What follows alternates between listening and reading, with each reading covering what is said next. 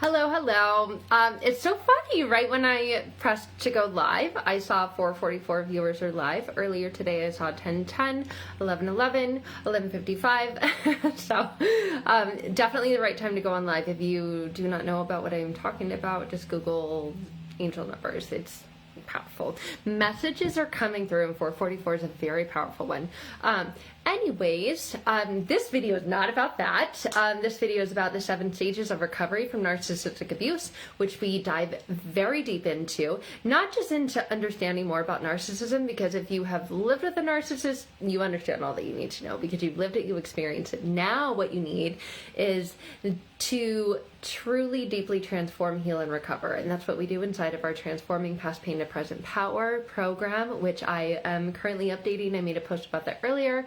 So excited to upgrade and include the transformational healing sessions. There's going to be one in part 1, one in part 2, and one in part 3. So I'm just uploading now. That's why I have time to do this video.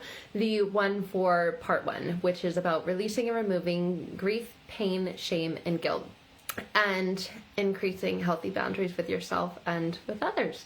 So if you haven't yet, then please join us in that group. You can send me a message if you want more information about that. But 7 stages to healing or recovery from narcissistic abuse. So we're going to go through those. Number 1 is despair. Oh, despair, right? When there's conflict with a narcissist, and that conflict with a narcissist brings you to your knees. This first stage, despair, occurs when you're still in the relationship, or maybe you're out of the relationship, you're taking a break, and you experience despair. It is a moment that just levels you. It literally brings you to your knees. So it's an argument. It's evidence that they have lied to you, cheated on you. I mean, you name it. There are so many things that narcissists do inside of relationships. But this is the first stage to recovery because it's one of the elements of discovery. You're discovering the truth about this person. You're seeing, you're peeling away the mask. You're seeing that there's something else there. There's something behind it, and it leads to despair, unfortunately for you. But rest assured, it's one of the first stages of recovery. Second one is what can be known as like the big bang stage. This is where you know what you've been through. You've been through the highs and the lows and the ups and the downs, and feeling that you're on a roller coaster.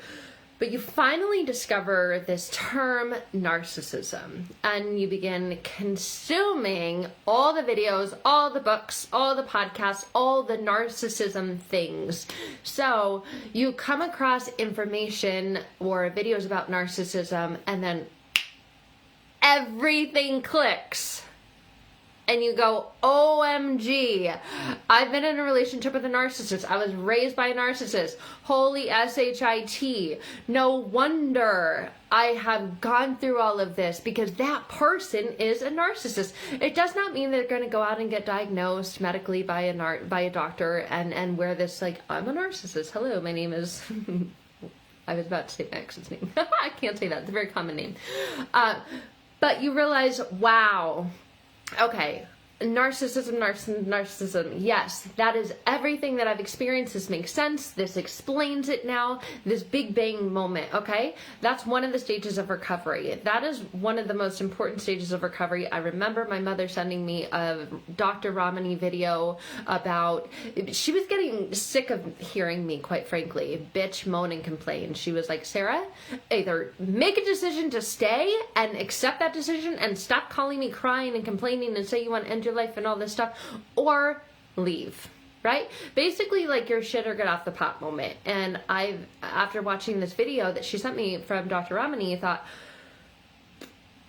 I can't do this. I have a child. I just given birth to our child, and I thought there is no way, because if she comes home in 18 years with an abusive boyfriend or girlfriend, whoever she chose her partner to be, and they treat her the same way that her father is treating me,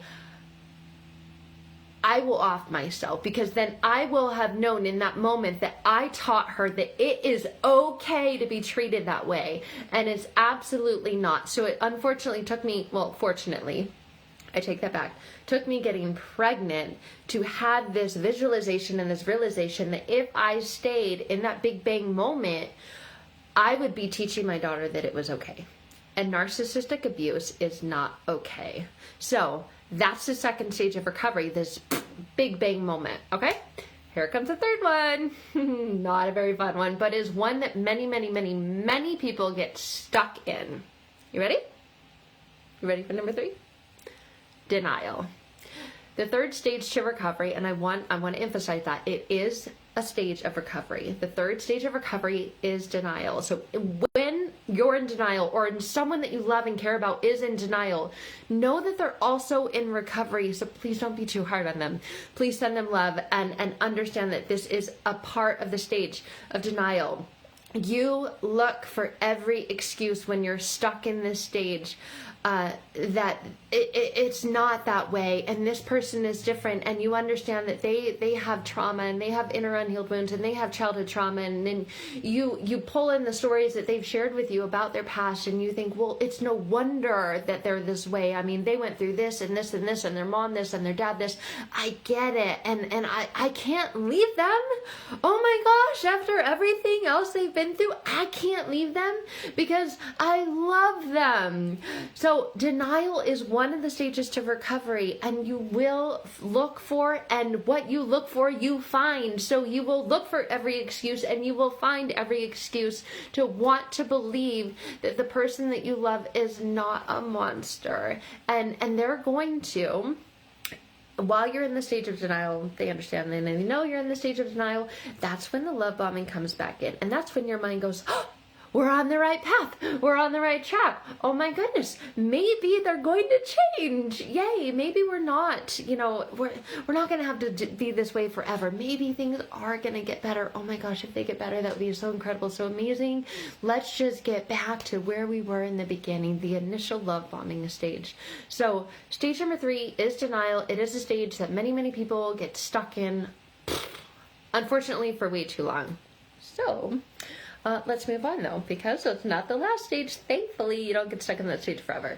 Then there's the goofy stage, okay? Goofy stage is, it's goofy, it's funny, it's just back and forth, because your emotions are going to feel like they're on a roller coaster when you're in stage 4, the goofy stage. You're going to experience rage, you're going to experience depression, you're going to experience grief, you're going to experience happiness when you're finally able to go do those things with your friends and not be called a you-know-what because you put makeup and a dress on and went out to have a good time, right? But then you're going to come home, and if you don't go home with someone else, you're going to come home alone, and then you're going to maybe be a little tipsy and want to text the ex. Do you know what I'm talking about?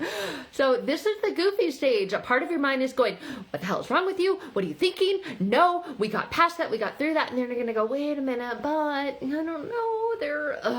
I'm alone tonight, and I know that they'll come over, right? And it's so good. It's been a while. So it's the goofy stage. You go on this roller coaster of emotions when you're at stage 4, the goofy stage. But then look forward to stage 5, okay? Stage 5 is truly like where you pivot, where you turn. Stage 5 is acceptance. Acceptance with what you've experienced, where you're at. Not just what you've experienced in the relationship, acceptance with yourself. I want to highlight that. Acceptance that you realize that there's one and only way, right? To deal with that person, with the narcissist. Go no contact. It's hard. I know. I've had to do it more than once. So you realize no contact. You block if they continue to reach out to you. You also block so that you can't continue to creep on them, okay? You're not just blocking so they can't reach out to you. You're blocking so you can't creep on them, because that's part of the goofy stage, all right? Stage 4, weird stage. So acceptance. Here's the other part and the critical component and the most important key to stage 5 acceptance. You accept that you yourself have got work to do. You stayed with that person for far too long. You dismissed the red flags. You made excuses for them. You were attracted to that in the first place, all right? Stage 5, acceptance, is mostly about you. If you're going to turn a corner, if you're going to pivot and truly continue to go down the road and the journey to healing, stage 5, acceptance, is that you accept that there are things within you that need healing. All those places that they were able to get into, all those cracks, all those triggers, you go, all right.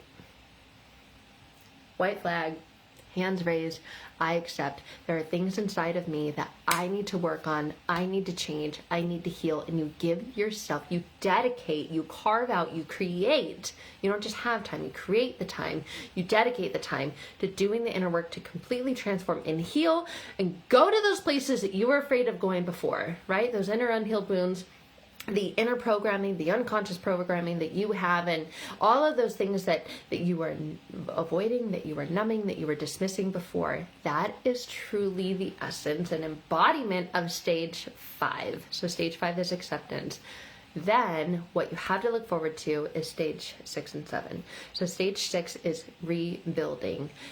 You're standing on a really messed up foundation. So rebuilding. Imagine if you're rebuilding a house. Rebuilding a house, you don't just grab a can of paint and start to roll the walls. No, I mean, you break walls down, you tear them, and you build them back up. That is what happens, or has to happen, if you truly want to go through all the stages and change and transform your life. You can't just go, you know what, I think I'm going to hang a little picture over here. That's transformation. No, it's about breaking it down and rebuilding and building it back up better and stronger. Imagine like a home, right? It looks beautiful, but there are termites, and there have been termites in this home for 10 years. So on the outside, it may look beautiful. It may be wonderful and lovely, but when you get in there, you realize it's rotting, you realize it's decaying, it's degrading. So you gotta rebuild. You wouldn't just, put some mortar on it and go, oh, it's fine. No, I mean, this is your life we're talking about. It's not a home. It's you get in there and you tear down and you take out the poison stuff, the toxic stuff, and you rebuild it. You put new structures in place. That is a part of the inner transformation, and that's actually what we do with working together, because it's called neuro-linguistic programming and it's called neuroplasticity. Your brain has the ability and capacity to do that. It has the ability to change. When you remove the inner blocks, then you can completely change everything. But you can't leave that old messed up shit in there. You can't leave like the termite infested wood in there if you truly want to rebuild. The walls are just going to come crumbling down again. But unfortunately, that's what too many people do. Too many people just slap some paint on it and then continue on. Well, guess what? It's going to break down later.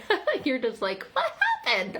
Oh my gosh, because you didn't complete all the steps. You didn't commit to the transformation. So rebuilding is about removing and healing from within. Okay? I hope I made that clear. And then you get to look forward to step 7. Step 7 is thriving.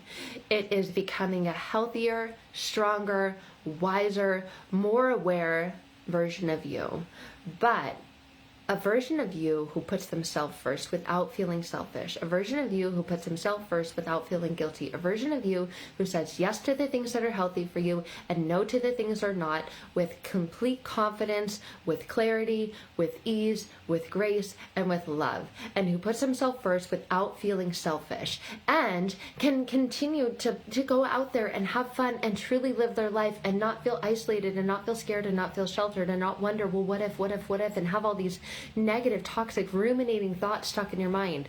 Okay? That is step 7. When you truly thrive, when you can go live your life unapologetically and unafraid because of all that crap that happened to you in the past. So those are the stages of recovery from narcissistic abuse. So remember, step 5, acceptance. And not just, oh, that person's a narcissist. Accepting that you have got work to do as well. Okay? Because there's something in you that was attracted to that and allowed that to come into your life and ruin it the way that it did. Not saying that you're ruined or broken. I've been there, right? It's been 15 years in relationships with narcissists. So I kind of get this stuff. And I also get what it takes to do the inner work to heal. And I understand the incredible beauty and there are no words for it. Like when you've gone through the stages, I'm not saying I'm perfect. I hope that this video is not coming across like that. I'm far from it. But the capacity to love yourself and put yourself first without feeling guilty and without feeling ashamed. And if you do have children with them, what you are teaching your children. that alone can transform and change. I mean, talk about breaking generational curses and comic threads and cords. I mean, we can go into that stuff for days, but that's not what this video is about. So yes, we do need a retreat. That would be amazing. So this video is just to highlight the 7 stages of recovery from narcissistic abuse. Maybe you have experienced it yourself. Maybe there's somebody that you know and love and care about and they don't quote unquote get it. Maybe this helps you with that as well. So please come join us in our Transforming from Past Pain to Present Power program. I'm just upgrading and reiterating and including transformational healing sessions in there. They are self-guided, but they are extremely powerful. They allow you to connect with your unconscious mind to completely transform and change. So if you want more information about that, please just send me a message or DM. That is all for today. I love you guys, and wherever you're at in those stages, keep moving to the next stage. And I just want to say this as well. If you go from like 3 to 2 or 4 to 5 or, 5 back to 3, like if you go from acceptance to denial, they're not linear. I want to emphasize that healing is not linear. So you can, go from one stage to another and you can slip back, and that doesn't mean that you're a mess up. That doesn't mean that you're a failure. It just means that you're human. Okay? So again, find your way back to step 5, accepting I'm freaking human and I'm right? I'm going to fall, but after I fall, I'm going to pick myself back up and I'm going to continue on. So please don't let that suck you back into that toxic negative vortex, and just know that healing's not linear. And that's it. That's really all the points I wanted to emphasize for you guys today. I love you all, and please come join us inside that group. It is so powerful. This is something that I've put my life's work into and taken what has worked personally for me and the hundreds of clients that I've worked with over the years. So again, if you want more information about that, then reach out. Otherwise, enjoy this informational video about the stages of recovering from narcissistic abuse. Much love.